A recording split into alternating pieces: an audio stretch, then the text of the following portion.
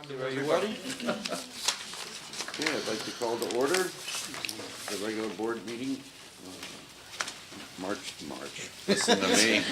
Happy spring, everybody. February 26, 2019. If you join me in the Pledge of Allegiance and a brief moment of silence for Mr. Darling. Ron Darling was a long-time elementary teacher throughout the system, and if we could just give him a few moments in our thoughts. Thank you. I pledge allegiance to the flag of the United States of America and to the republic for which it stands, one nation, under God, indivisible, with liberty and justice for all.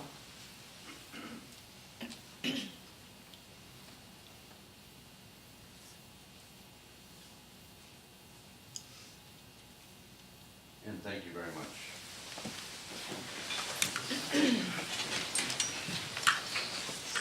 Okay, at this point, we have our recognition. I'll turn it over to Dr. Tracy. We have some National Geography champions, as well as our Stars of the Month. Okay, well, let's start off with the National Geography B champion, and I'm going to ask Dr. Longo, and I think Tracy Olmsted is here as well, who was involved in that effort. Tracy, are you still? Yes, she is. Come on up, and we're going to applaud Connor Sterling for coming out on top here.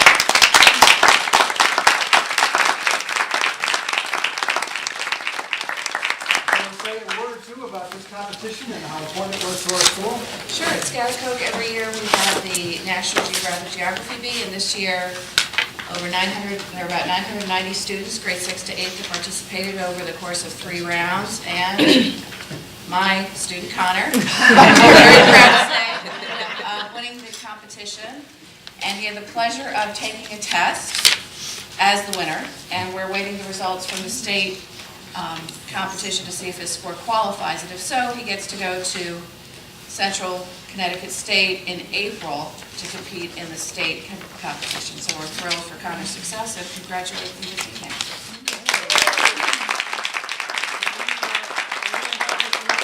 Come on up and join us.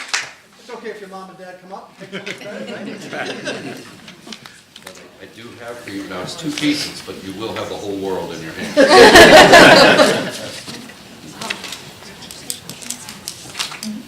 I had the privilege of being present for this competition, the finals, I guess it was. There were, what were there, 10 or 12 students up on the About stage? 15 students. 15, okay. And I have to say, as a former social studies teacher, I knew most, but not all. And one that Connor knew that I didn't know was, where was Napoleon Bonaparte born? I knew where he ended up, but I didn't know where he started out. And Connor knew that the answer was Corsica.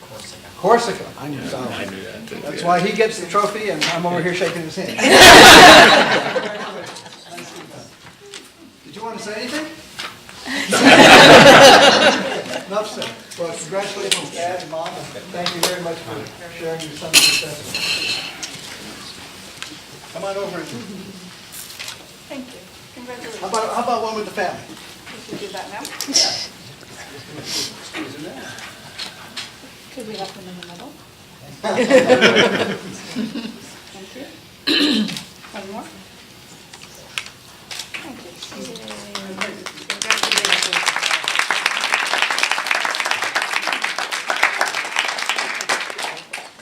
And now to our Stars of the Month. Each month, as you know, we name an individual from each of our 5 schools, plus one of our central office staff members, to be recognized on this occasion. And we're going to start off with our host school, the Sarah Noble Intermediate School. Sarah Filagoma. Sarah, could you come on up? Come on, Sarah, come up.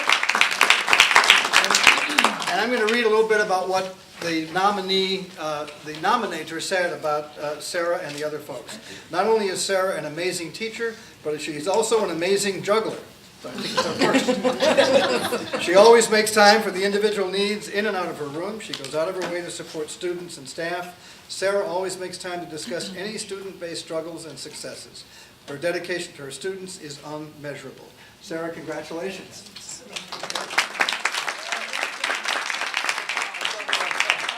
Oh, see, I took that literally. From the Northville Elementary School, Amelia Lakoff Paquette. Amelia? Come on up. Miss Paquette is an exceptional music teacher, bringing distinct voices together in harmony to sing diverse symphonies. Ms. Paquette offers a positive, purposeful, and professional music adventure for the students and staff at Northville Elementary School to enjoy. Thank you for that. Congratulations.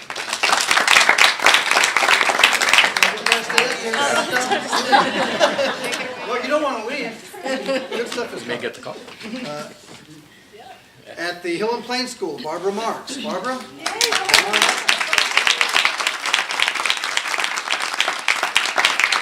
Barbara always comes to work with a smile. She brings her glass half full positive attitude to every situation. No matter which classroom or setting she is in, she puts her best foot forward. As much as the staff appreciates all she does, the students love her as well. Congratulations.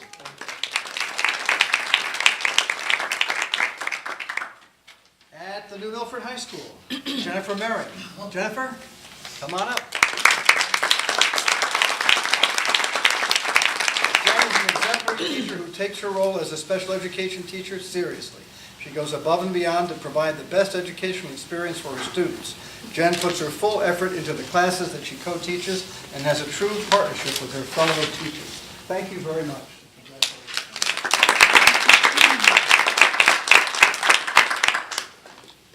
From our central office team, Donna Urban. Donna?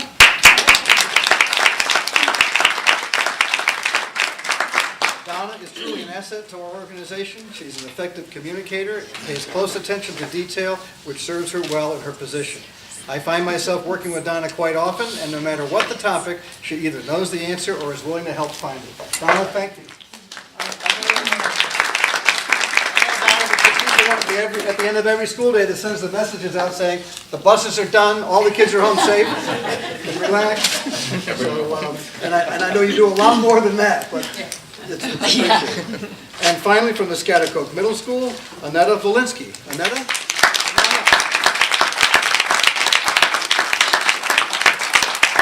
Annetta loves feeding students in the cafeteria as she has for the last 40 years. She is passionate about her job and shows it by greeting all students at breakfast and lunch. Makes it a point to know their names, compliments them on the lunches they choose, which brings a smile to their faces. Annetta, thank you very much.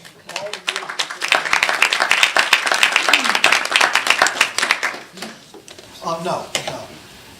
Now, one last little surprise that we have. Those of you who are regular attendees at this event know that the folks at Ingersoll Motors have a very fine automobile that is lent out, not given, but lent out to one of the star winners every month. And the way we do this is Mr. Lawson has 6 little boxes, and we'll give one to each person. You can pick which one you want. And after they've all been handed out, we're going to open them up all together. And if you get the smiley face inside the little box, then you get the car. Right. So he's going to give you the countdown. Who has a smiley face?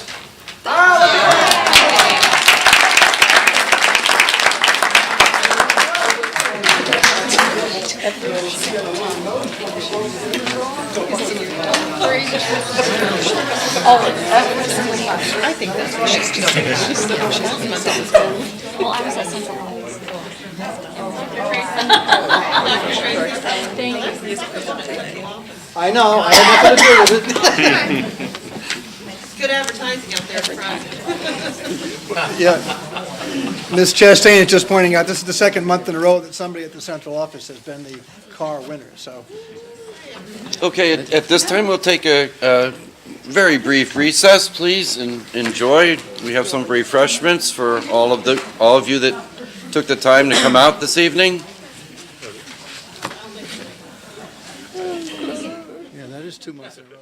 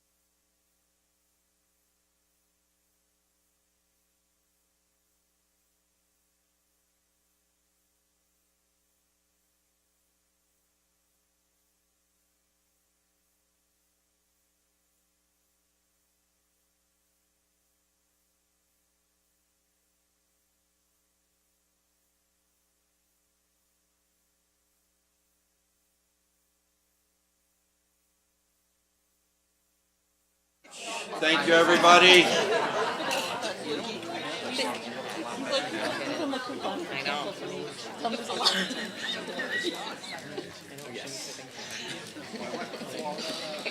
I'm just like.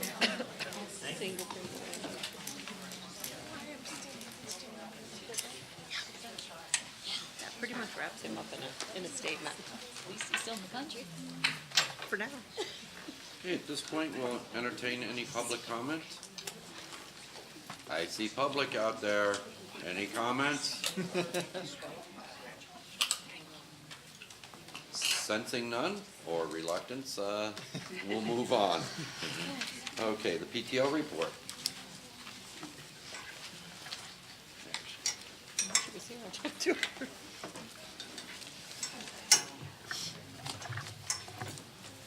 Hello. We are into the second half of the year with a lot of fun activities planned for our students. The K through 5 PTOs have turned their focus to reading with readathon initiatives. HPS just wrapped up their readathon today, and the theme was dinosaurs. NES has just kicked off their readathon, and students are building a caterpillar around the school with each chapter read. They are very much looking forward to seeing how much the caterpillar will grow over the next 4 weeks. Sarah Noble will be aiming for 1 million minutes in March for each grade level. The K through 8 schools are all gearing up for the Scholastic Book Fairs to be held in March at conference time. NES hosted author David Adler, and the students enjoyed 3 grade level presentations. Hill and Plain PTO held a glow dance in February, and it was brilliant fun. Scaticoke held a winter dance for the 7th grade students. It was well attended, and the students enjoyed themselves very much. The high school PTO held a Panera Bread fundraiser on February 6th and is turning their focus toward the spring pep rally and helping Mr. Chagru with the senior picnic. The grad party held their annual wine and beer tasting last Friday and had a strong turnout. It was very nice. The townwide PTO is bringing back the Summer Camp and Activities Expo to help boost the scholarship fund. Think spring and have a good night. Okay. Thank you very much. And looking forward to our student report. Good afternoon. Our CNA students have begun their clinicals at the Candlewood Valley Nursing Home recently. The Gay Straight Alliance's Valentine's Day flower sale was a huge success. This year we're starting off course selections for underclassmen early, so that is underway. Our bowling club is the Southwest Conference champion for 2 consecutive years. Wow. The spring sports meeting is in the theater tomorrow on the 27th. Oof. There's an advanced chorus and jazz band concert this Thursday at the high school theater. SAD and the CNA students are hosting a Kick Butts Day at the high school. Some of the CNA students are part of HOSA, Future Leaders, Healthcare Leaders, and we attended recently a conference about tobacco-free schools and stuff like that, and we decided that we wanted to bring that into the high school and try and reach out to our fellow students. Our college planning night will be on March 27th. And this year's school musical will open March 29th, and the box office is open as of right now. And what's the production this year? Footloose. All right. Excellent. Thank you. Are you guys in it? Thank you. No. Thank you very much. If the board would indulge me, we're going to move 6A to later in the evening as time permits, and go on to our approval of minutes. Okay, I need a motion to approve the following Board of Education minutes, the annual meeting minutes, December 18, 2018. So moved? Second. Any discussion? Those in favor? It's unanimous, and thank you. And I need a motion to approve the following Board of Education meeting minutes, regular meeting minutes, December 18, 2018. So moved. Second. Any discussion? Those in favor? And thank you. Moving on to special meeting minutes. I need a motion to approve the following Board of Education meeting minutes, special meeting minutes, January 8, 2019. So moved. Second. Any discussion? Those in favor? Those opposed? And those abstaining? Thank you. I need a motion to approve the following Board of Education meeting minutes, budget hearings, and adopted minutes, January 22nd, 23rd, 30th, and 31st, 2019. So moved. Second. Is there any discussion? Those in favor? Thank you. And opposed? Thank you. And I need a motion to approve the following Board of Education meeting minutes, special minutes, February 21, 2019. So moved. Second. And is there any discussion? Those in favor? And thank you. Okay, moving on to the superintendent's report. Okay, 4 items, just briefly. First, I had the opportunity with several other superintendents from across the state to meet with our Speaker of the House, Joseph Arsiemiewicz, and Minority Leader Themis Claridis, to talk about issues of concern to school districts and school superintendents. And the top items of discussion were, first of all, the notion of forced regionalization, some of you have been reading about. One of the proposals would affect New Milford as it targets towns with a total population of less than 40,000. And at somewhere around 28,000, we would be in that category. So there was a lot of concern and interest expressed in that topic and discussion of the things that districts are already doing directly with each other and through regional service centers to look for efficiencies and take advantage of regionalization where boards of ed feel they are viable. Second issue of concern is things that the state could do to promote school safety and student well-being. Third item was a plea from the superintendents to maintain flexibility for local boards of education with respect to graduation requirements, specifically to avoid mandating particular courses, but rather to stick with the broad instructional areas that are currently called for in state law. And then the 2 perennial favorites, full funding for the education cost-sharing grant, and please, no more unfunded mandates from Hartford. So we were listened to respectfully, and we'll see how that all plays out as the session continues.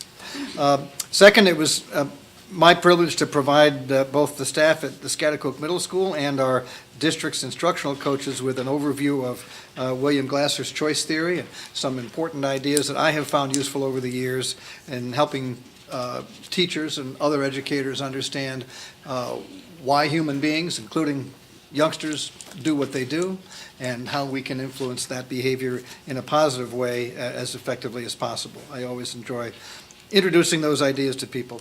Third, we are well underway with the selection of the new principal at the Hill and Plain Elementary School. We had over 20 applicants. Ms. Baldelli and I will be doing preliminary phone screening with the top contenders, and then we'll be moving on to a selection advisory committee, including several staff members at the school who will help us to identify the finalists. And finally, the New Milford High School magazine, The Piper, received a Superior Award Certificate from the National Council of Teachers of English recently. And at Ms. DeCorpo's suggestion, we plan to invite the student leaders of The Piper, along with teacher advisor Michelle Minto, to be recognized by this board at your next meeting. A nice accolade for those youngsters. That is it, sir. Okay, thank you. I'm going to do a very brief board chair's report, and then we're going to go back to the item that we moved beyond. Very quickly, bringing politics locally, other than in Hartford. This Thursday, we will be making our budget presentation to a joint town council and Board of Finance, and certainly hope to see you all there. And then on March 7th, or March 12th if needed, those will be the deliberations on the actual town budget and our budget as well. And those will commence at 7 p.m. as well. So please mark your calendars for that. Right now it's the 7th, was this maybe the 12th? If they need more time, then it'll be the 12th. Okay, with that being said, back to discussion and possible action A. I need a motion that the board enter into executive session for the purpose of discussing the student matter and its resolution, during which matters concerning the personal privacy of students are likely to be discussed, and to invite into the session Dr. Stephen Tracy, Attorney Michael McKeon, and Ellie Badelli. So moved. Second. Any discussion? Those in favor? Okay, thank you very much.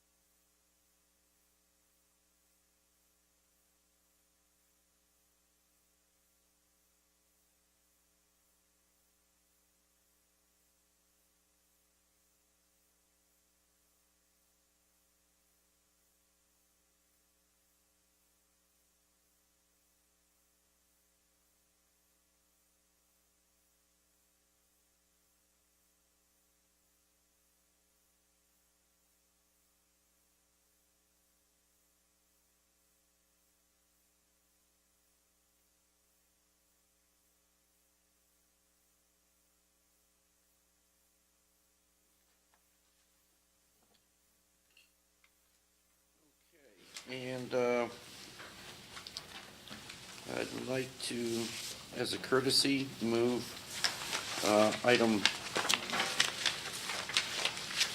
13A to right now before the committee and liaison reports. If anybody has any objections to that. In that case, I need a motion that the board enter into executive session to interview and discuss the candidate for the position of Director of Technology, and to invite into the session Dr. Stephen Tracy, the Director of Technology candidate, and Ellie Babelli. So moved. Second. Those in favor? Yeah. Okay. Get my exercise.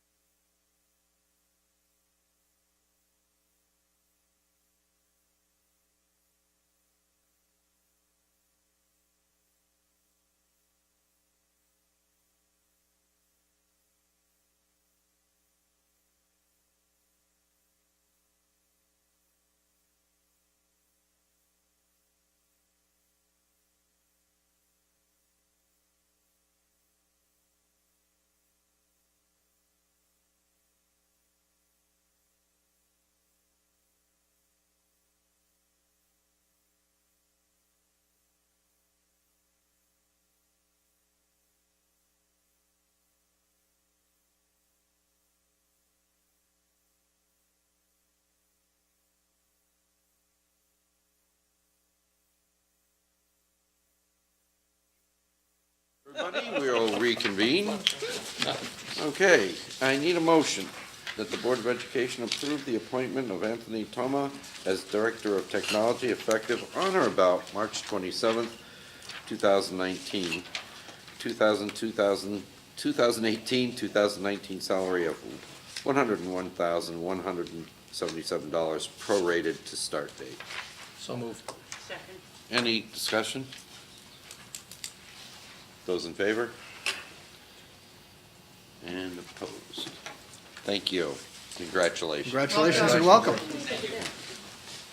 Okay, now we're going to go back to our committee reports and No, it was adjourned. The motion to adjourn was next. I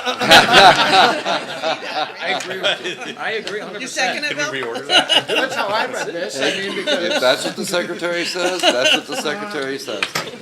I would indulge the committee chairs to be succinct in their reports, and we'll start with Mr. McCauley on facilities.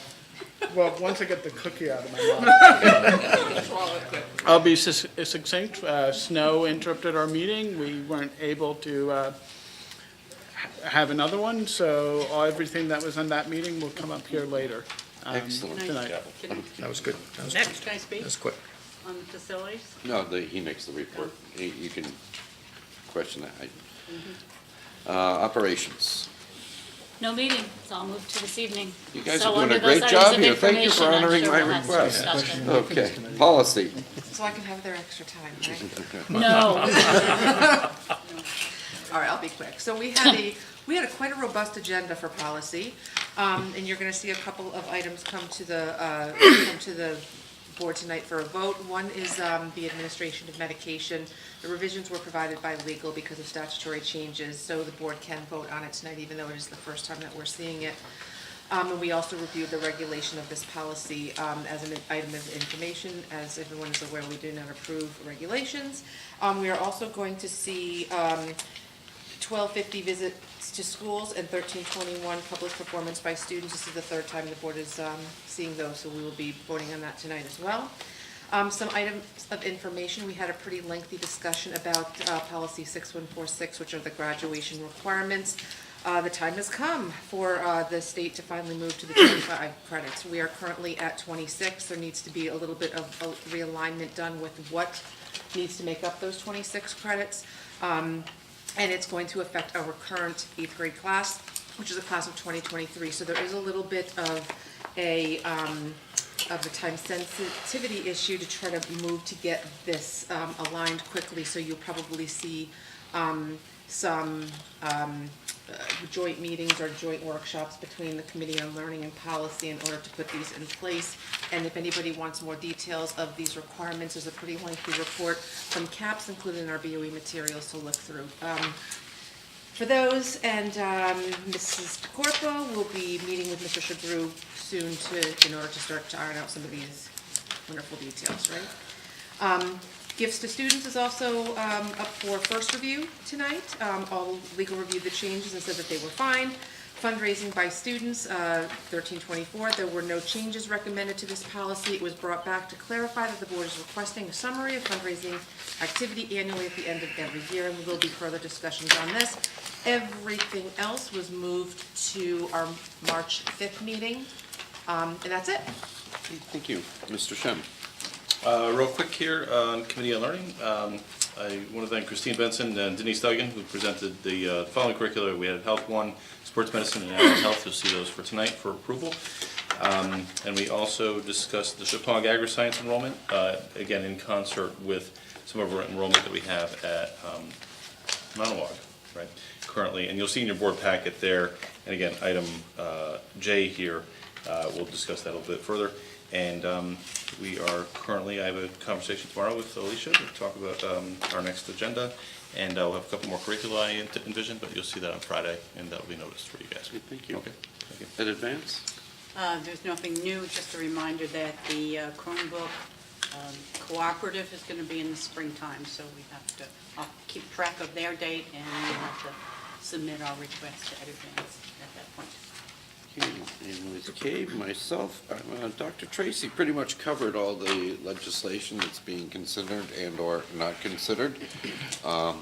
so that we do have people keeping us appraised of the situations there. And one of the notables is the graduation requirements and things like that. Okay, and then the magnet school? Nothing from Magnet School. We had the annual meeting, and we don't anticipate much else from them. And Mr. Dahl?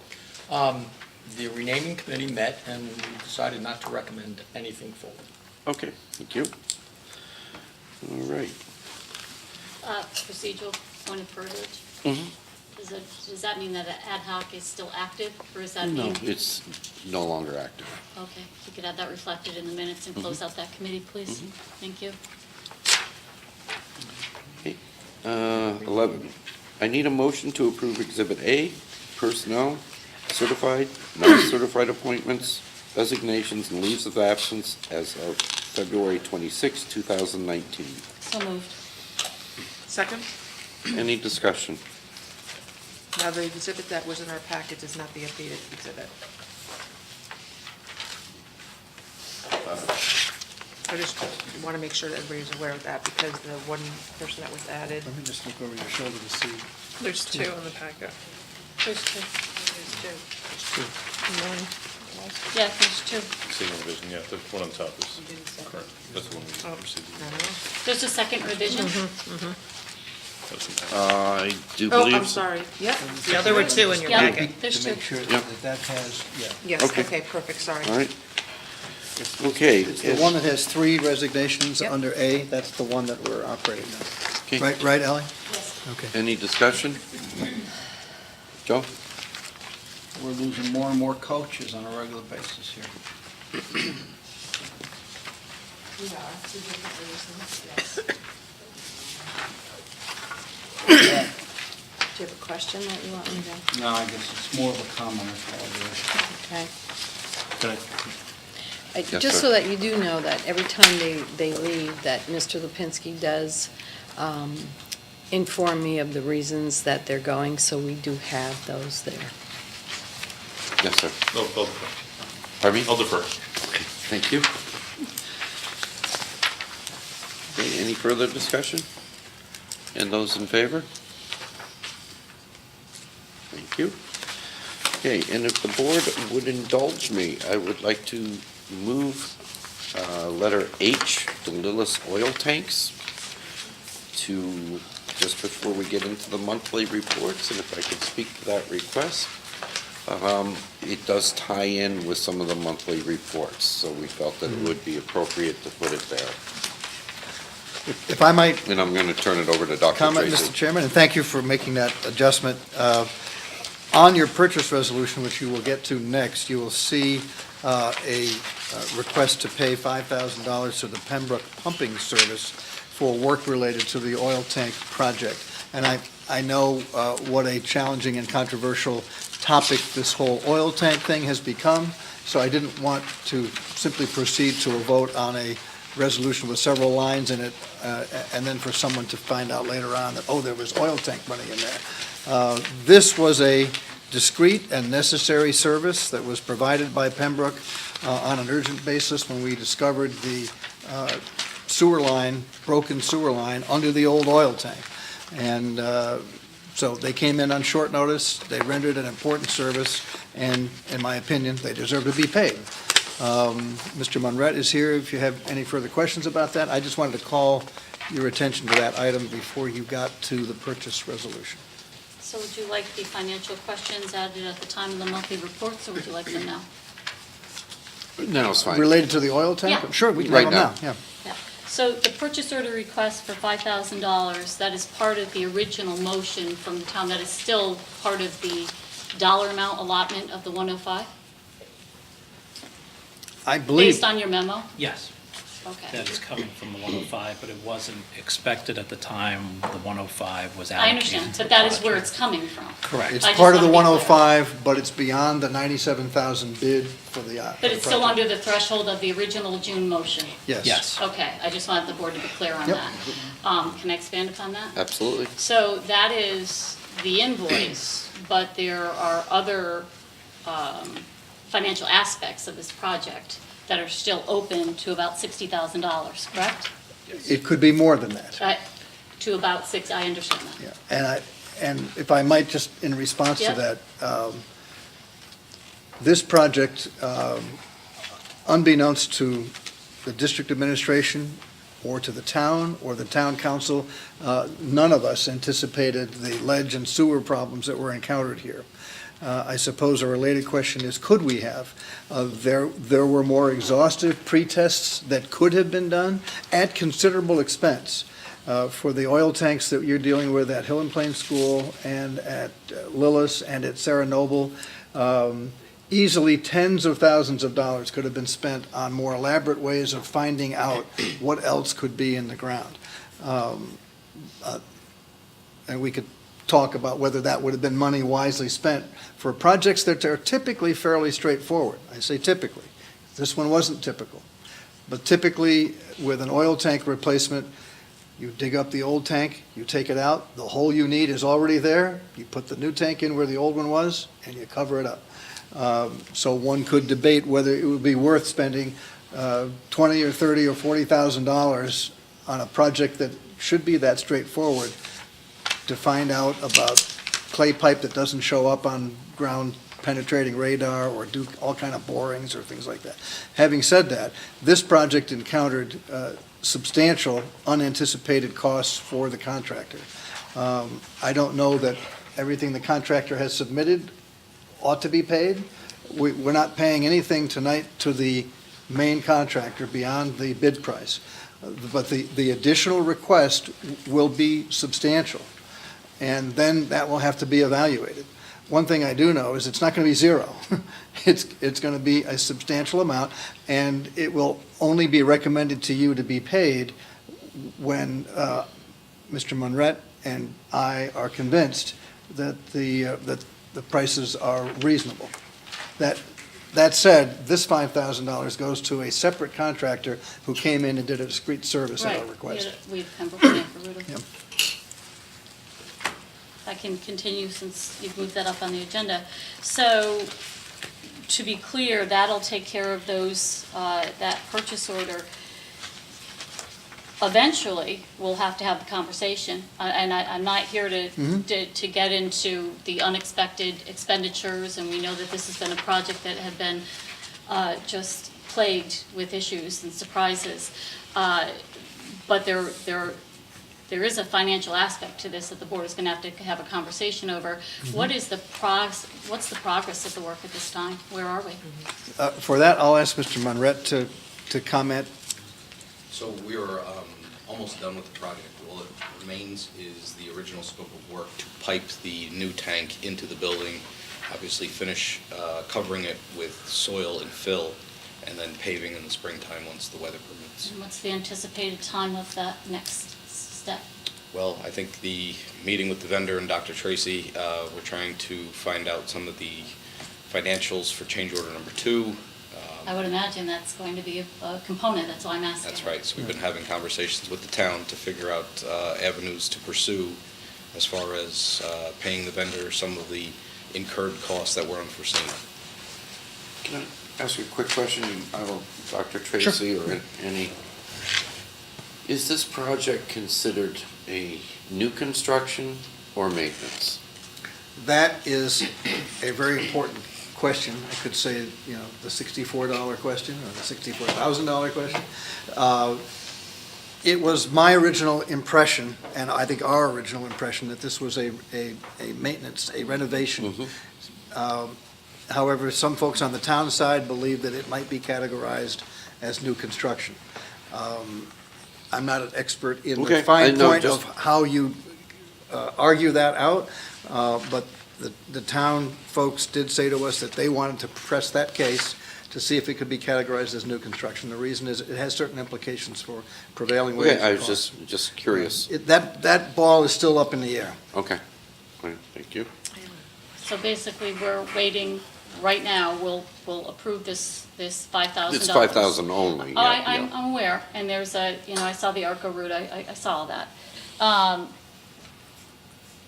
There are, by the way, there are some smaller items that are here. Because they're under the but I'm 5,000 mentioning threshold. 5,000, And in the exactly. spirit of transparency, since it's tied into an issue that's been, quite visible and should be. I appreciate that transparency. But I do think that we need to Oh, absolutely. get this resolved. Absolutely. The two things we want to do now is work with the contractor to finish what can be finished now. The paving, the final paving should not be done until the warmer weather arrives and the asphalt plants are open and so on. So that's one important piece, get it done. The second piece is to get a detailed accounting from the contractor, his claim, if you will, of what his additional costs were above the original bid, and then to evaluate that independently. And at that point, I'll be able to come back to you and say, this is what the contractor is requesting, this is what I'm willing to recommend, and you'll decide what is reasonable to do. That's where we are. I have yes, Kevin, just really quickly, just a safety question. I had to drive to Lillis this evening to drop off some middle schoolers for cheer. And when I drove around Fence was the open. cavity, I noticed that The the fence was down. fencing was gone. So Oh, really? Yes. the fencing towards Theater Works, on the Theater Works side, is fallen in. And so I'm just concerned about whether or not was like that for a reason, how long it is, because we do have kids walking in and out of that building and people walking from Theater Works and everything else, and I think we just want to make sure that it's safe. We'll double check on it, might have something to do with the windstorm. It probably, All right, yeah. but thank you. No, not a problem. I didn't see And I that. wouldn't have seen it if I hadn't driven thank you. around the back. Thank you. Okay, I'm not going to be taking a motion on this Because you're about to see it. because you will be seeing it in our You're actually next one, approving it okay? on part of the monthly Okay. reports. All right, so with that being said, we'll move on. And I need a motion to approve monthly reports, budget position dated January 31, 2019, purchase resolution D-719, and requests for budget transfers. So moved. Second. And is there any discussion? Mr. Shem? Question here, Anthony. Wendy. The robotics kits, they're on the first line of the purchase resolution there. Can we get any insight on that? Those are being paid for out of grants.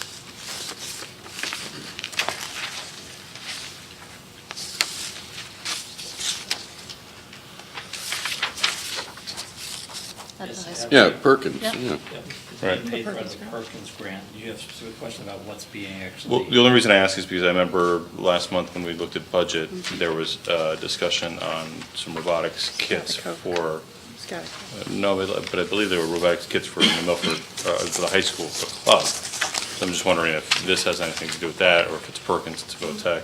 I believe those were stipends perhaps for robotics at the high school, and not necessarily equipment, but I could double check. Okay. I don't know. All right, I don't want to hold this up, but I'm just curious on that. But if it's Perkins, it's money, since we're getting to the district, Yeah, so. sure. I will not argue a purchase resolution that has a grant. fund in it. Okay, thanks. I don't want to hold everybody up. Wendy? Can I go through the budget position? Absolutely. Could we look at page 2 of 4, please? Halfway down the page. 53540, sports official services. Is that a typo, $551,000? When the total budget for that is $110,000? Where are you? I'm sorry, where are Good you? catch. Yes, yes, thank you. You're welcome. 53540. Good catch, thank you. I have a few other Should be, questions. what should the number be, Anthony? My calculations today, based on the 68,808 back out, was what, 52,000, 57,000, somewhere in that nature? But Should be. I'll leave that to you. Well, I will say, at last night's hockey game, the kind of abuse those officials got, they might have learned that. It's not $551,000, I can tell you. Just saying. So, It should We'll, not be. we'll correct it, and thank you for pointing it out. you're welcome. Yeah, it should show an available balance of 41,192. Thank you. And that is a typo there because the total available balance on page 3 of 4 is correct. So that is a typo in that cell. Great, thank you. On that same page, if I could just do a couple of quick run-throughs.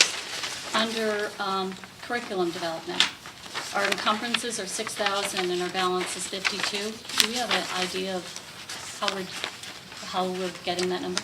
Yeah, so we had curriculum writing that transpired in the fall. Right. And so that has been, that's being paid out slowly. That number, that amount is encumbered, but as curriculum get vetted, teachers don't get paid until it's complete. So it's kind of streaming out slowly. And then we had the next set of curriculum that went out in the spring. There were about another 16 there. And so their payment won't be released until probably the end of spring, early summer. And then the remainder of that money will be used for the rest of the curriculum training for the summer writing. So it's a slow process. It is very, it's really, slow, it's a timing very issue. slow. Okay. Yes. But it's spoken for. Yes, I yes. just, okay. I just have two more on this page, David, if I could. So if we move down to, actually, if I go to, if you don't mind, could we go to the revenue, which is 4 of 4, please? And if we go down to, and I just want to make sure I'm understanding this correctly. If we go down to pay to participate under the revenue, we're below our anticipated revenue Correct. by quite a bit. Yep, projected out, we discussed this during budget time as Right. well. Based on the current projections for this next season here in the spring, we anticipate we're going to be somewhere around $13,000 short of the revised budget of $64,400. So we would be about $13,000 short of that 64,400 number as of right now, based on projections. Do we have most of the programs been, when's the last pay-in on that? It's right now. It's right now, isn't it? So it'll be reflected shortly. Correct. Okay. It might lag behind, you might not see it fully captured next month, the posting. And we'll be down on the parking permit fees as well, in Correct. revenue. Correct. So overall, our revenues are down, our projected revenues. Not overall, in some areas, I should say. Yes, and that pay-to-play and that parking, so the next report you'll see will be as of February 28th, which is only the next few days, and all the bookings for pay-to-participate might not be in by then. So it might not be Right. until April report when you really see whether that $13,000 number I'm giving you for the shortage in Holds true, pay-to-play yeah. holds true or not. Exactly. And two last things, I'm sorry, I sound like a broken record asking you this constantly, on the securities reimbursement. Do we have? Yes.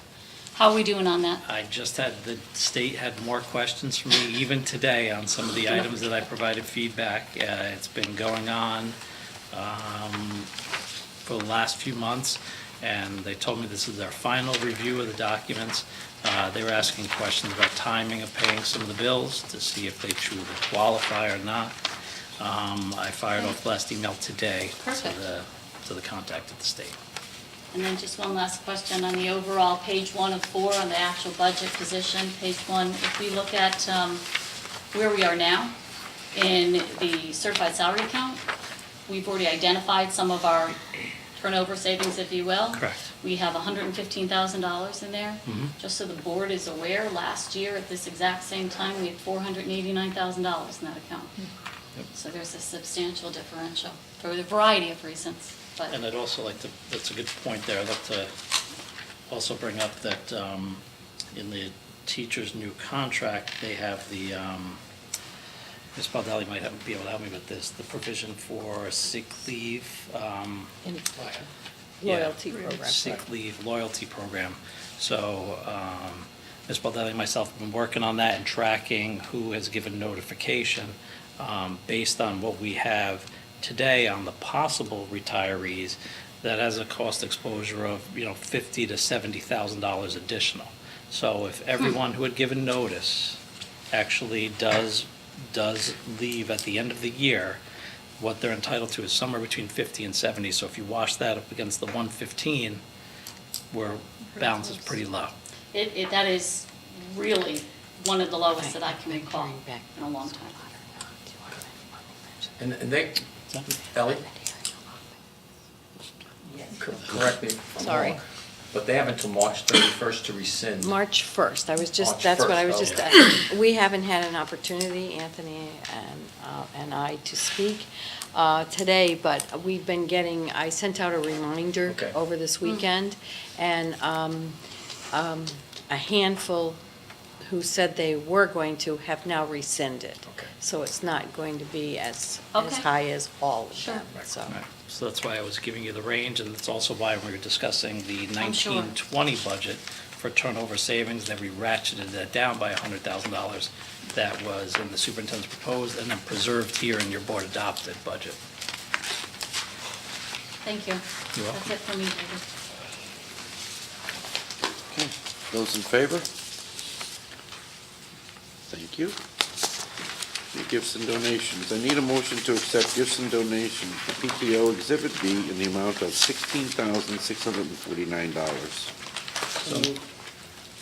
Who was that? Any discussion? Those in favor? And thank you. I need a motion to approve the following curricula: Health 1, Sports Medicine, and Allied Health. So moved. Second? Is there any discussion? Those in favor? Thank you. I need a motion to approve the following policies. 1, 1250, visits to the schools. 1321, public performances by students. 5141.21, administration of medication. I'll move that. I'll second it. Any discussion? Yes, sir. Just a point of clarification, on the bottom of each of these, there'll be policy adopted, right? For each of the ones that we're approving tonight? Revised. Revised. Right, thank you. Thank you. Those in favor? And thank you. Okay, and we have a policy of first review, 1323, gifts to students. Any questions or comments? And we'll, if you have any other considerations for that policy, we can return to that. Roofs, I'm going to turn this over to Dr. Tracy. Just before we do that, I'm starting to fall asleep. We just approved the administration of medication. Yes. Yes. That language was corrected, as I can see, to ordinary negligence. We had a problem in The May versus, right? Right. Right. I still, I'm sorry, but That's fine. I still believe this is, putting a school bus driver in this position is not appropriate. But as long as state statute is going to protect them from civil exposure, I guess it'll work. It's outside our hands. But we're probably going to look at some indemnification clauses in the next contracts coming around.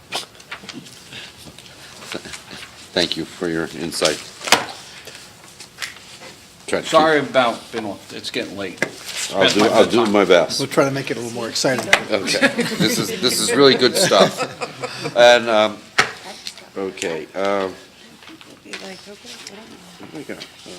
Oh, yeah, this is the SNIS rooftop unit replacement.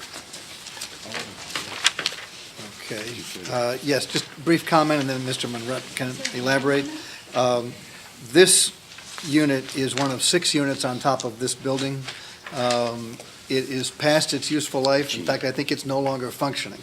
And the replacement cost for that of about $38,000 was included as a capital project in the superintendent's recommended budget, but that was removed prior to the board's adoption of a budget. And for reasons that Mr. Monrette can explain, we think it's important to proceed with that project in order to make sure that atmosphere in this school is properly handled. And to that end, not tonight, but at your next meeting, we'll be asking the board to ask the town council for approximately $38,000 from the board's capital reserve in order to proceed with that project this spring. And I want to give Kevin a chance to add whatever he might want to add. And again, no motion tonight, but we'll be coming back to you in a month. Okay, I think we need a clarification. Mrs. Fallenbach? Was there, I apologize, is there a memo I don't regarding see, this? no, I'm looking for it. I don't think there's anything in your package tonight on Okay, this, which so is I'm not why, imagining. which is Okay. why we're not Okay. asking you to vote on anything. Okay. Okay, this is, yeah, most So, likely just in a the future, discussion. Do we have a Yeah. memo on this, please? Yep, this is discussion only tonight, and we'll have a document for you Okay, next I'll month. let Mr. Monrette go first, and then Angie. As Dr. Tracy said, we wanted to talk about this at the facilities, but we were snowed out. It was just basically to make the board aware that this is a concern that we have because the unit is not functioning. It's a rather large expenditure. And then obviously the capital reserve is a sensitive topic and how we're going to finance these larger ticket projects. So I was asked Dr. Tracy put on the agenda tonight so we could discuss it and kind of ascertain how the board would like to proceed. March is coming up. We didn't want to miss out on a month with not discussing this in case there was funding options that needed to be pursued between now and March. Okay, hang on, we're lighting up like Christmas trees over here. Wendy? No, No, Angie's Angie, Wendy, JT, Joe. Okay, so this is part of the air conditioning system? Yes, it is. So how long has it not been operational? Since January or so, we were having issues with it all throughout the summer. It finally went kaput. So without this, we will not have air conditioning in Saranople? Only in the main office. It's a rooftop unit that addresses the office. Okay, and how long is the lead time once we order it? About 3 to 4 weeks, And how long is the install? 2 days. This is very similar to the unit we did over the MPR 2 years ago. It's a slightly smaller unit. It only serves the office. It's cooling only. It doesn't provide heat, but it is in a tricky position, so there is quite a bit of money for the riggers to bring the crane in, get it on and off the roof. So was your intention to try to do that during spring break? I think we were just trying to have a discussion at this point and trying to figure out what the best course of action is. Okay, thank you. You're welcome. Okay, Wendy? I think, question, because when you had your opening statements, Dr. Tracy, I was looking for the memo, quite frankly. Where was the funding trail on this? It was mentioned in our capital? So it was mentioned, it was highlighted in the capital, in the proposed budget. Which was put on hold? Correct. So if it was mentioned in the proposed budget for the next coming fiscal year, you're asking us to take a look at it this year? That's right. So we're moving it up a year? Potentially. I just want to be clear on that. Okay, so if we're moving something up, a large expenditure up a year, that would trigger to me that obviously there's a need for this because we were, if the budget had not been amended, we were okay with doing it next year. Yes. Which could have been in the summer. I get it. That's right. I get it. But needless to say, we're dealing with a year differential. We are just trying to have the discussion now because of the other projects that have been going on and, funding sources for those projects. Right. We currently, based on the audit report, will have over $700,000 in our capital reserve, approximately 727, somewhere around there. We'll get to that, but that's where we're at. But you're correct, if the budget had gone through unamended, this would have been a project for July 1 or later. And you are correct on the timing, because anything out of capital reserve has to go through the board, has to go to the town, has to go to the Board of Finance. Right. It's a 3-swipe, and actually has to start a subcommittee. So technically, there's 4 meetings. So this was supposed to be a subcommittee, which was snowed out. I'm done. Joe? My concern, and the flag this was going to throw up, that's not a good use of words, but again, it's 9:45. The problems it's going to raise is when we push through budgets and then turn around a couple weeks later and want to add additional expenses back in. I don't know if this, what's the estimated cost here? It depends. The repair option is about $12,000 to fully replace the unit, which is similar to what we did a few years ago. It's about $38,000, as Dr. Tracy said. I have a real serious problem when we try to, in essence, backdoor something after the budget's going through. And that's the way I'm seeing this. If we knew this was a problem since summer, it should have been presented to us differently in the budget. And I suspect when we take it to the next level up, because we're gonna be asked these questions, we had better have solid answers as to why it came in past the budget. Okay, well, I'd just like to say, my understanding was it wasn't our capital budget. And we It did, wasn't. and We we cut did it. take it out. We We did. cut it. Was it emphasized Yeah. that this unit Yes. Yeah. was done?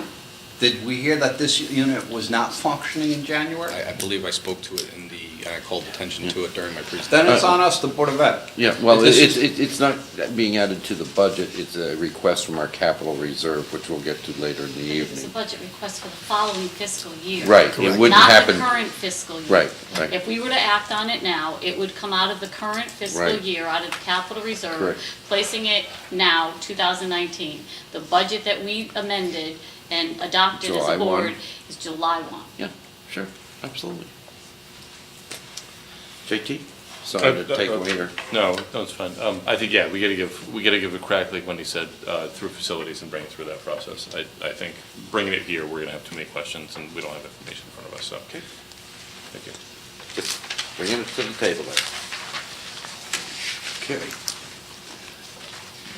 And oil tank we did, and roof. Dr. Tracy, Okay, turn that couple- over to you.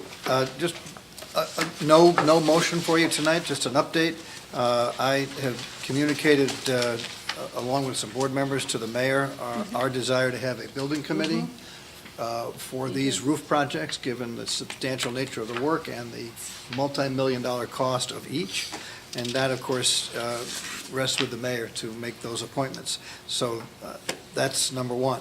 Then, of course, we have two major roof projects. At the high school, bids were gathered some months ago for the Board of Education by the Garland Company, and were turned over to the town in three broad categories. One was to remove the current asphalt roof and replace it with a new asphalt roof and provide appropriate ventilation, which is not currently in place underneath that new asphalt roof. A couple of variations on metal seam roofs, and then the option to add solar to the metal seam roof. So all of those cost items and bid results were passed along to the town some time ago and shared with this board.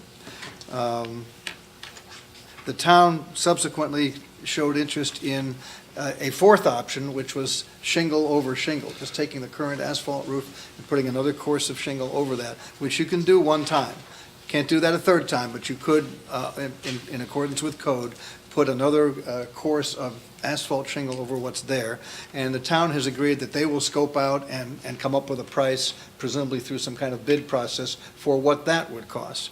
Our request of the town is that once they have done that, and the shingle over shingle option and all the other options that we developed are on the table, that the Board of Education be given the opportunity to express its opinion to the building committee as to what you all think should be done. And that would be taken into consideration, although it would be the building committee and the town that would ultimately decide what to do and what to spend.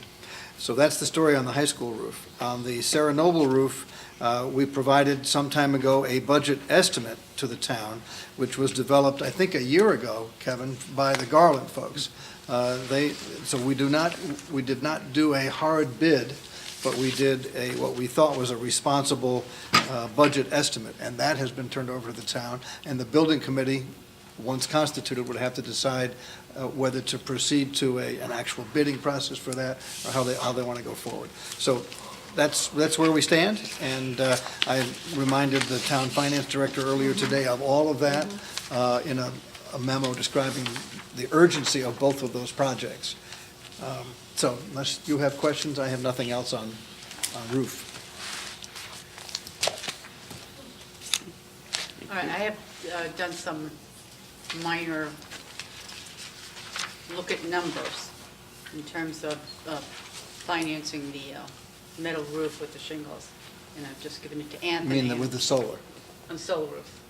And just giving it to Anthony, and he's going to look through it and blow my theories apart, perhaps. So I will get back to you.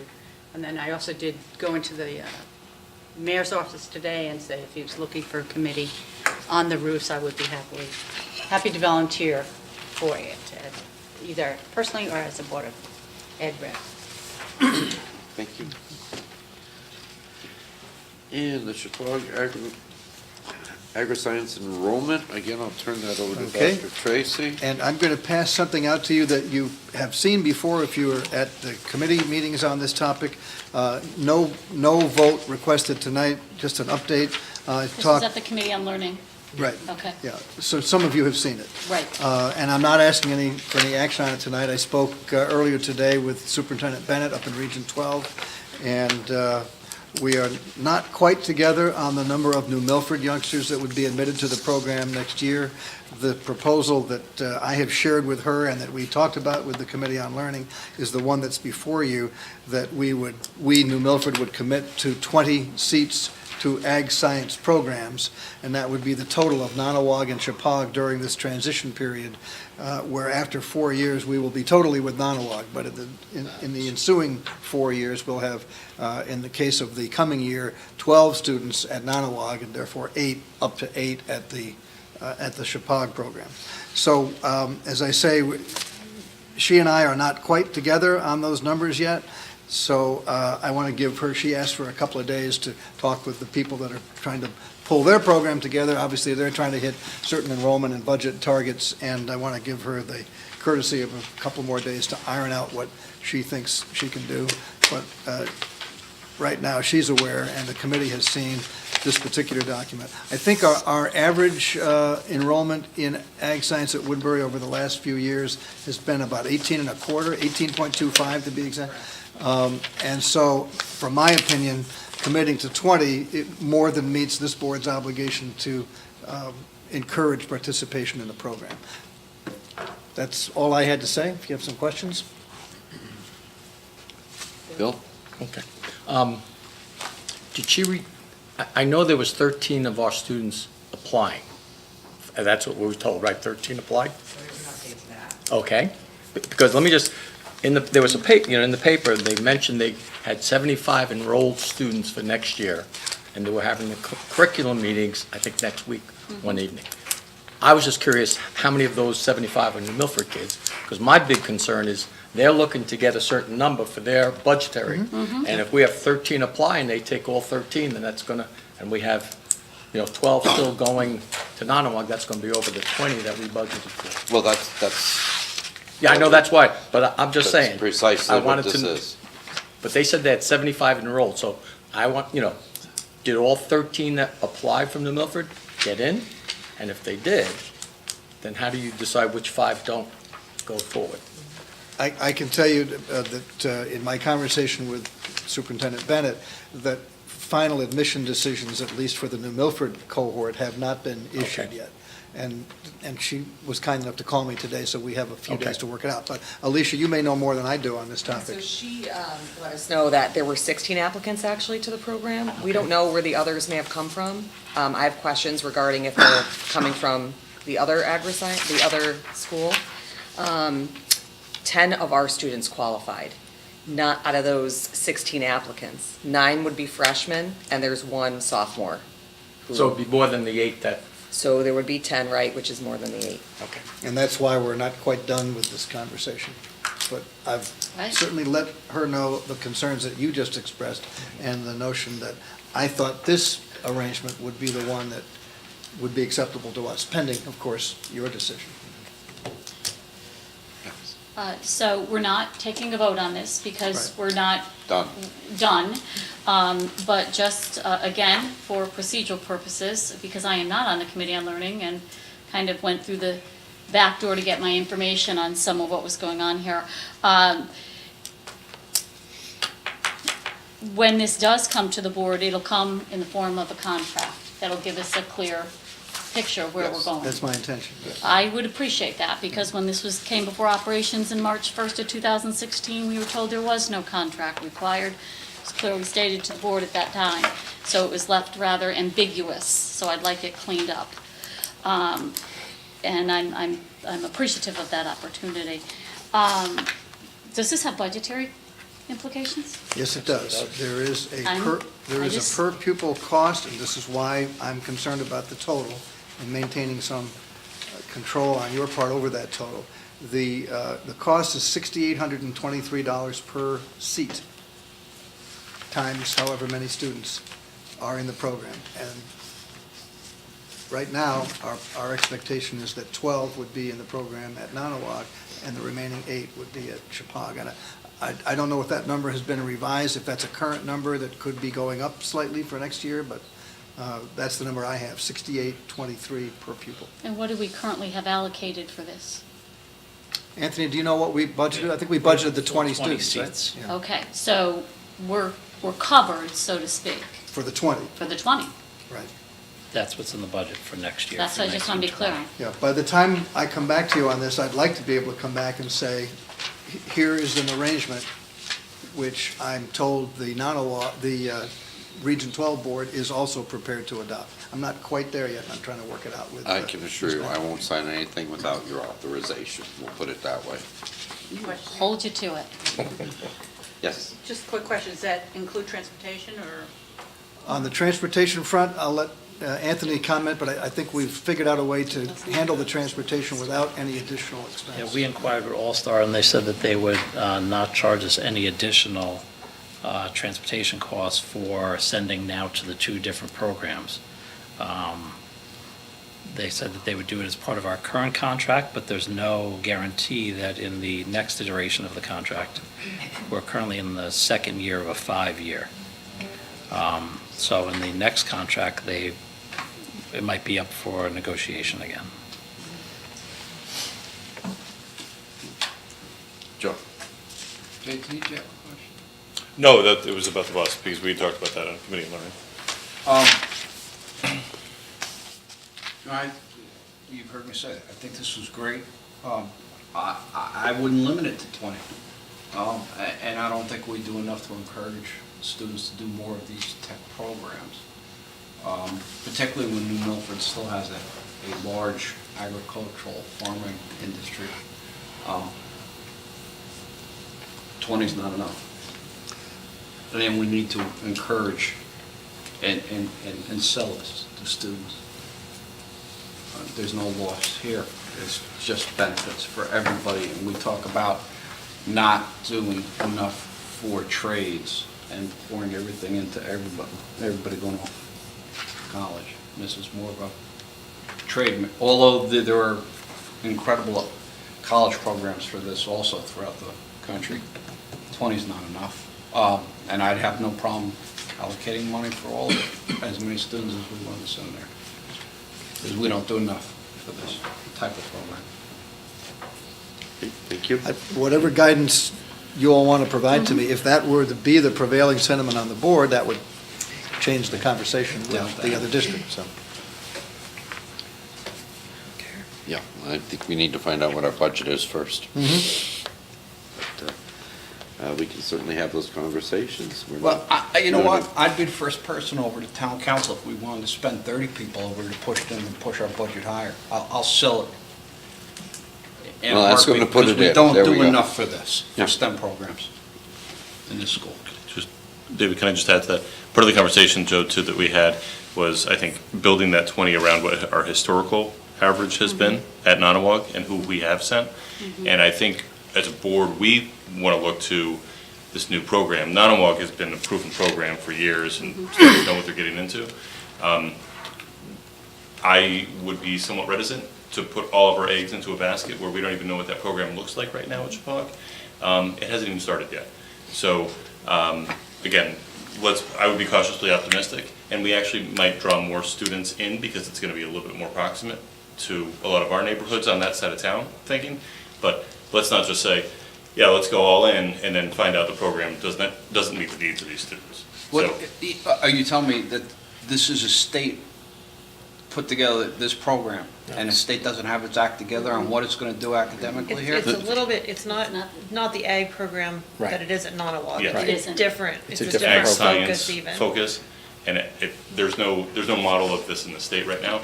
And part of this was Chippewa to advance their population decline at being a unique program that would draw from other communities to help support their population in their schools. We don't know what it looks like. We haven't even seen these courses yet. But in answer to your question, do I think the state has their act together? Yeah, Absolutely not. yeah, I 100% can't no. believe you said that. Well, you know what, there's a lesson to be learned here. When we get me past 10 o'clock, I start getting edgy. Is that nice? Is that a politically correct way of saying it? That's why we have subcommittees. Joe, All Joe, right. that's a school clock, it's 10 minutes ahead. That way everybody's always on time. So you still have time. It's remarkably accurate, actually. Thanks a lot. Thanks a lot. Money well spent by this board for that. Okay, again, I'm gonna turn this over to Dr. Tracy, additional NES paraeducator support. Thank you. I'm going to be requesting tonight the board's authorization for us to spend up to, not to exceed, $18,000 on providing additional para-educator support at the Northville School. The reason for this is that during the course of the current school year, based on emerging needs of kids that were already in the school, and I'm told the arrival of some new kids we didn't anticipate, that the current paraprofessional complement was not enough to cover all of the IEP obligations of youngsters in that school.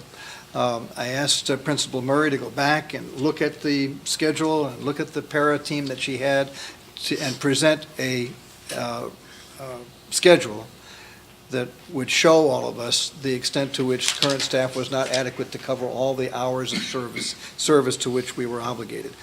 She did that. It was reviewed by Ms. Olson and Ms. Baltelli and myself, and we ended up agreeing that no matter how we juggled and pulled, we couldn't cover all the bases with the staff that she now has. It's important that we do this because those IEP obligations are legal obligations, and at the shuffling of paras from pillar to post was creating a certain amount of disruption to the school, and also meant that youngsters did not always have the same para with them on a daily basis, and some of these kids don't do well with changing relationships. This is in the form of additional substitute para assistants. I'm not asking for any additional positions. We believe that the positions that you've requested in your next year's budget are adequate to the student population that we expect to serve. Of course, that may change, and if that does change, we would come back to you as soon as we became aware of any needs to make changes. So we're not asking for additional positions, we're asking for additional para hourly time in an amount not to exceed $18,000. That would be the equivalent of about 2 additional positions. We have a third position that's become available because a youngster that was a significant consumer of para time has been placed out of the school for other reasons. So that gave us 1, and then I'm asking for the equivalent of 2 more to get us through the final months of the school year. And Laura, I don't know if you wanted to add anything to what I just said, but that's what we're asking for I tonight. think that there were unforeseen needs that surfaced, and to Dr. Tracy's point, IEP obligations, but also a few of these students are not even special education. They're in the referral process, but we know that we need to keep them safe and keep others safe, and they need additional support through a para right now. Brian and Wendy? I'll defer to Brian, then I'll come in. I've said this before, but I think a good para will save the school district a lot of money at times, because if they can develop a relationship or keep a student within the district and keep that student safe, it really, I mean, they're worth the money spent. They're our lowest paid employees or some of the lowest paid employees, and a good para is worth every penny you pay them. Wendy? Well, let me try and, I don't mean this at all disrespectful. I agree with everything you just said, absolutely. However, this has been a few times this year that expenditures have come before the board that we haven't planned on. And although our budget is a fluid budget, we do move line item to line item, it's quite frankly getting old. And I can understand the support. I do understand that piece. So I do have a couple of questions. We're moving into March. We're just identifying this problem in March. It's late. That's pretty late in the year to be addressing a need of this caliber. I agree. Could have Okay. come forward sooner, and But it did. it actually landed on us just as we were I'm getting sure. into the whole budget process, so this is not as timely as it should have been. You're right. So how did we come up with the dollar amount not to exceed? It basically, the analysis that was presented by the principal, then basically verified by Ms. Olson, Ms. Baldelli, and myself, was that they were short the equivalent of 3 paras to cover all the bases, because they laid out every kid with an IEP or a need and the hours of service, and so that's where we came up with, if we had 3 more paras, we would be able to be in compliance. And then we translated that into dollars and then prorated it for the last few months of the year. And I do know that things change, but don't we normally lay out those IEPs and those plans at the beginning of the school year? Yes. Okay. So, in the future, I know that there's been a tremendous amount of work and the board has a lot going on. It would be helpful just for me as a board member if I can see a memo regarding any type of these things that came before this evening. We've had several large conversations in which we're just having a dialogue. I do think a paper trail is somewhat helpful, so I'm hoping that we can get back to that practice. If we have to conform to IEPs, I feel a little bit boxed in here, you know? I'm not happy about it. I'm going to support it, but I'm clearly going on record that we've got to do a little bit of a better job on some of this. So I will support it.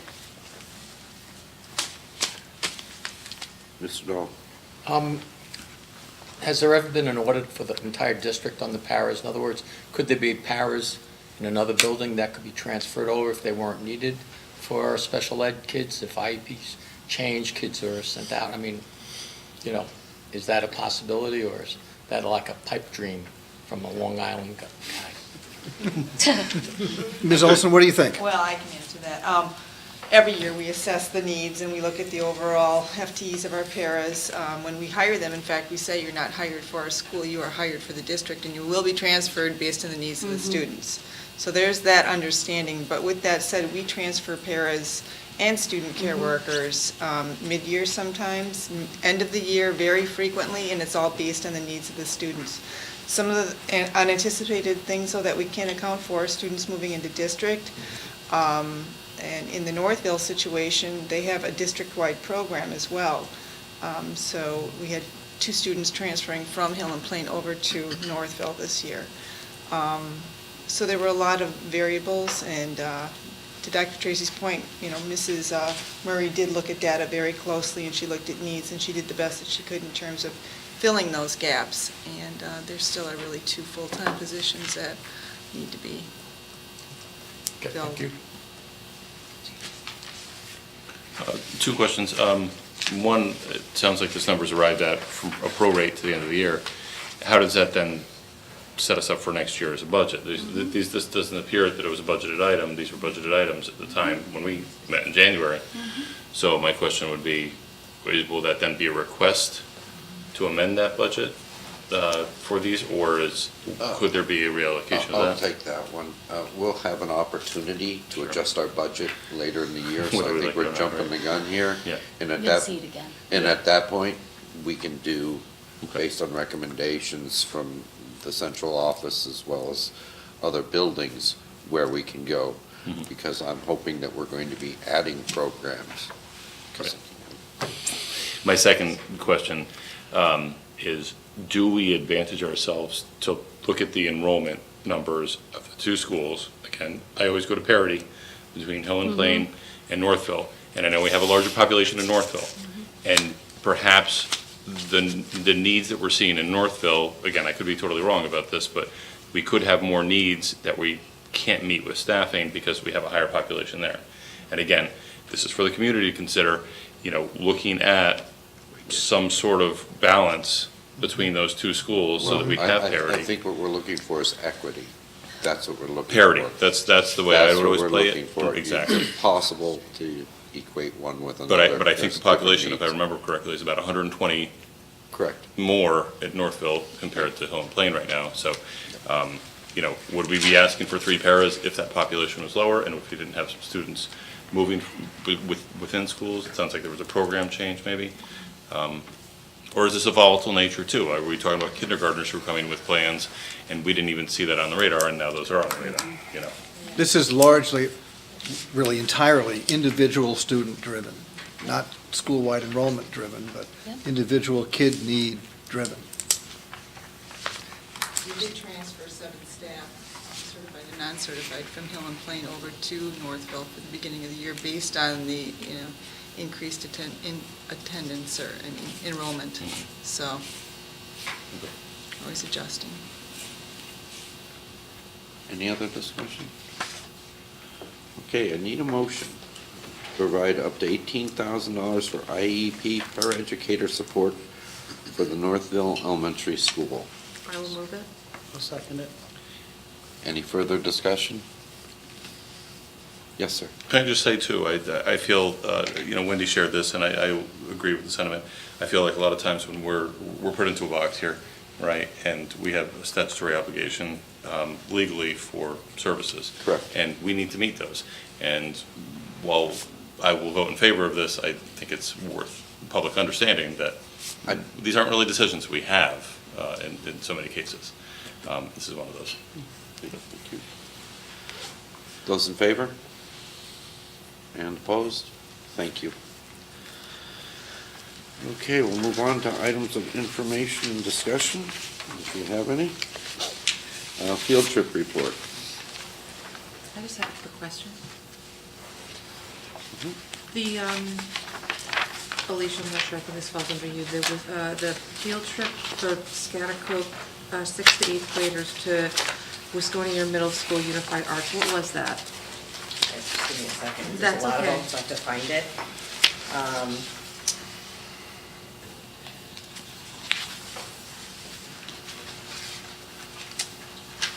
It just says it's, the only information that I have from the school is that it's for Unified Arts. Which is not, is that part, that's not part of TAG? No. Unified Arts, is just, So. is that the? I'm thinking it's is that the practical? Unified Sports, I'm thinking it is. That's It's what- Unified is an inclusive program that allows students to flourish as leaders and individuals. It's got to be the Unified Sports program That's going what it sounds like. Okay, so. over there. Okay. I do send these back quite often because they're not filled out with enough information. Thank So you, I will because reach I- out again to Unified Arts- Schaghticoke to make sure that they're following that procedure. And graduation requirements, I might add, this is fluid right now. The Education Committee at the Legislature is looking at this, so this was definitely for information, but certainly if you feel free to contact any of your legislators or myself or Dr. Tracy, I can relay him to CABE, and he can to the Superintendent's Association. The audit report. I hope you all had a chance to look at the audit report.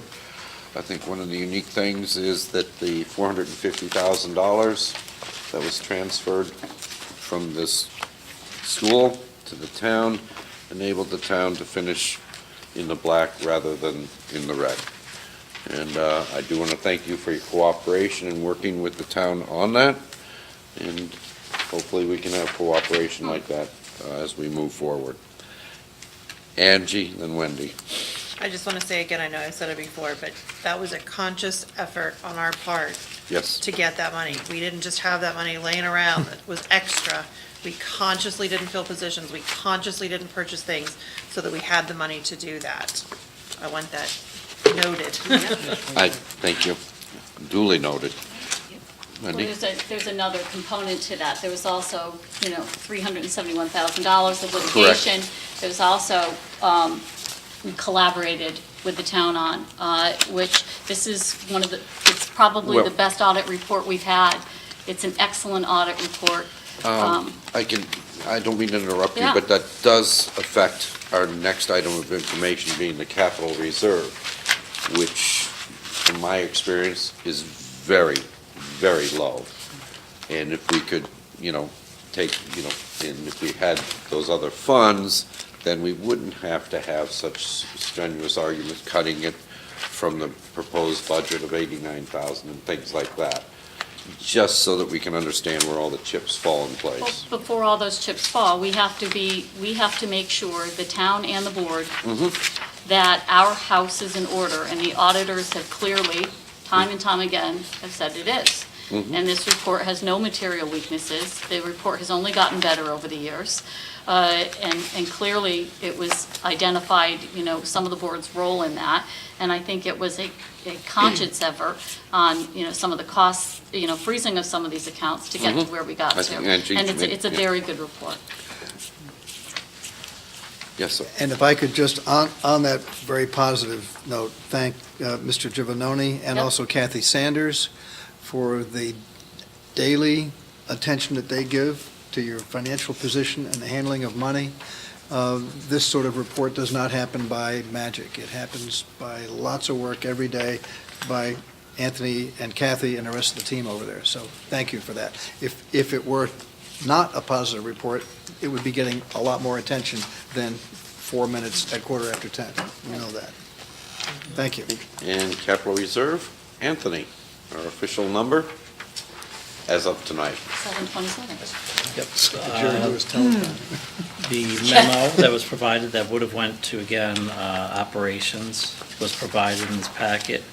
So the fiscal year imbalance of 17-18 was deposited as per the motion and split, 50,000 to capital reserve, whose balance is now 54,595 with that deposit.